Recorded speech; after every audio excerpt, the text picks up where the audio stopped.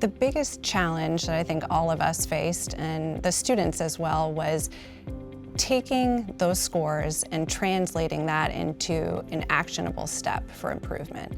They focused so heavily on just the overall equated percent correct after taking a self-assessment, and sometimes would scan for weaknesses, but would see those and wonder what to do with it.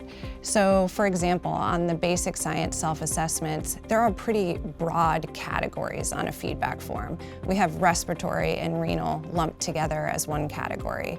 You'll also see reproductive and endocrine lumped together. So if a student is weak in one of those areas, they start to wonder how to correct that.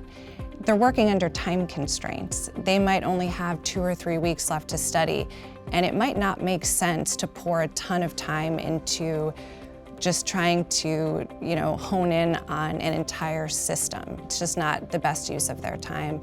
The other thing that happens is it causes a lot of stress and anxiety. So particularly for the lower performers, they might look at a feedback form and see just low performance compared to a comparison group almost across the board.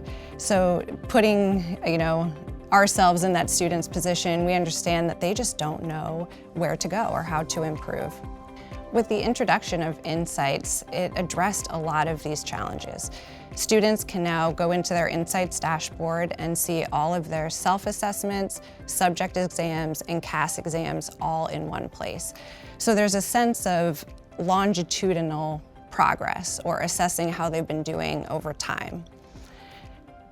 It also allows for a finer assessment of strengths and weaknesses. So instead of just these broad categories, students can get in there. They can filter questions and start to see what exactly are they struggling with within that system.